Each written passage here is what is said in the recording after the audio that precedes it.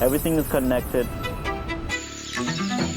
Simple. It's about the journey. It's about the inner voice. Do the right thing. And all of these things are connected. And wisdom is actually going through it, doing it, and then you get wisdom.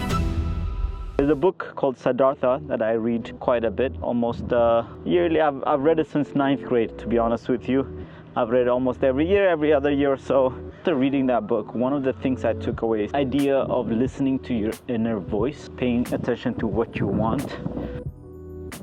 I want to talk about like 2 or 3 things in that book. One has been the journey is the key and not the destination. The journey and not the destination is so key, because for me, for example, you guys have seen a bunch of the videos that we've made, hopefully travel stuff, and I've made maybe close to 200 videos, and we're barely just past 3,000 subscribers through a long journey to get there.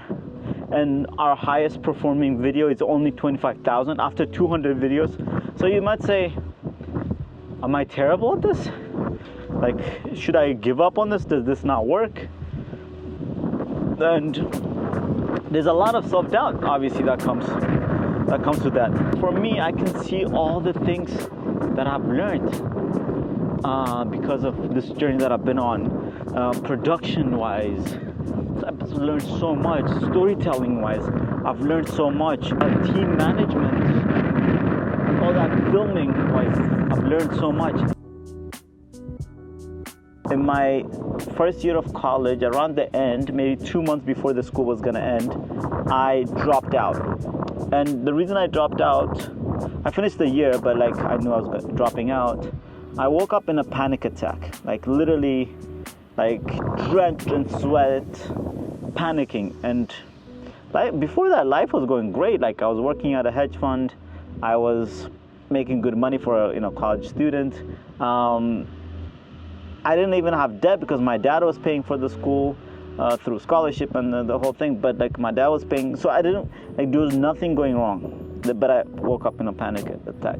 And the realization, I don't know how to describe it. I knew what the problem was I'm not going in the right direction to be able to live in Ethiopia.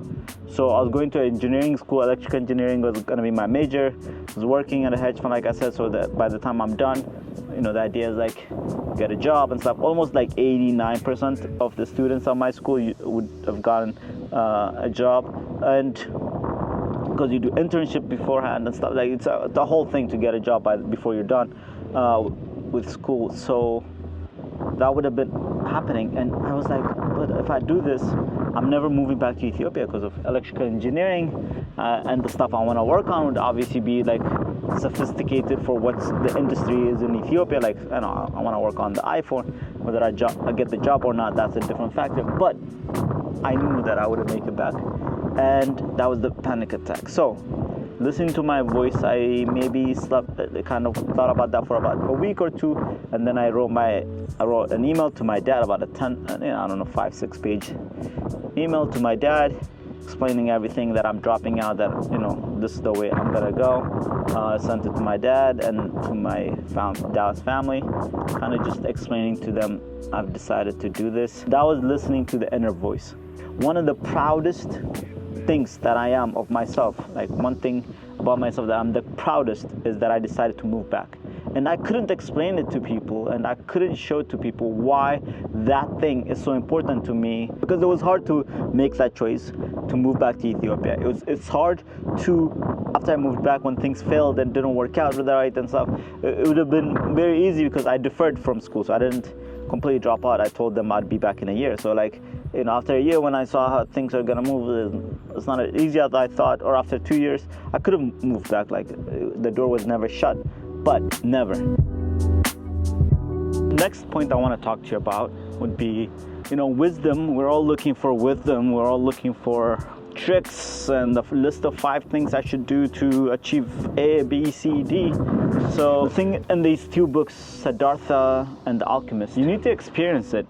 So wisdom comes out of experience. All things are connected. So your wisdom grows because you realize, oh, my personality is connected to how I do in business, and that connects to how healthy I am, and that connects to how much network and net worth I have, and that connects what makes me happy. I need to live in a place that makes me happy. All of these things that we kind of separately think about are connected. Everything is connected, simple. It's about the journey, it's about the inner voice.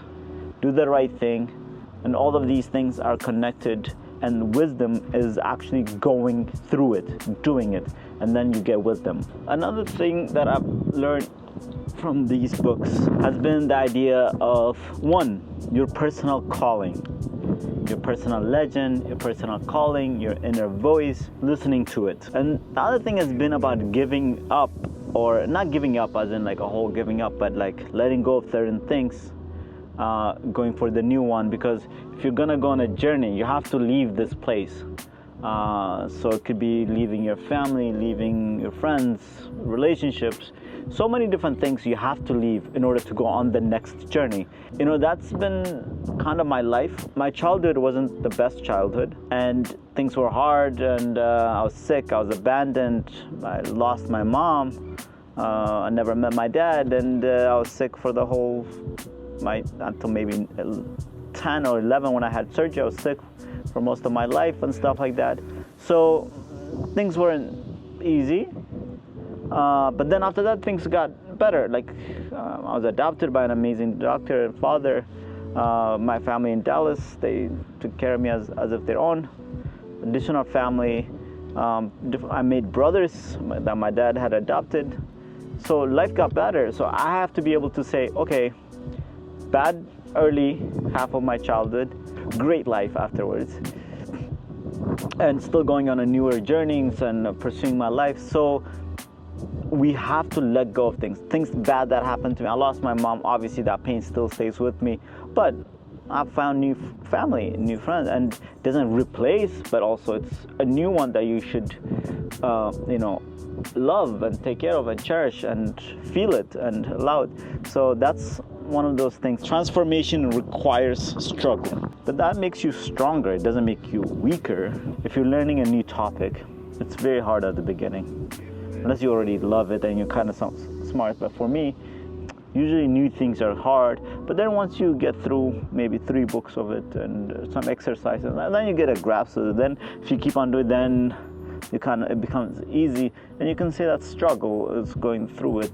For me, so life, like I said early on, was struggle, then I'm past it, and then struggle also stays of something psychologically, like how many of the things I'm actually holding on to as pain. Some of the stuff you hold on to as pain is psychologically, like I'm this, I'm that, I'm inefficient. Your relationship with God or spirituality that gets affected because you've been through so much, and all that kind of stuff happens to you when you've gone through a struggle. But then when you listen to your inner voice and you make up your mind, then it's very strong because you have so much struggle that curates that. And that might also be why it's very hard for some people to change their minds about things and stuff, because it's so hard. Learning from nature. So learning from nature means everything goes up and down, everything is new, reborn, and then decays.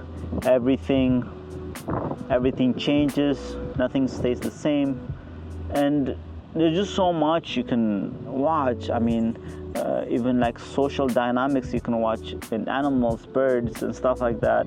There's just so much we can learn from nature, and nature within ourselves also. Biologically, there's a lot that we need to understand about our biology and our psychology and our physical health, mental health, sleep, all that kind of stuff affects us, and we need to learn from it and adapt to it. Things happen, things give you a hint. And the thing about it is also in the book he talks about how if you want something with your whole heart, fully want something, then the whole world works in a way to give it to you.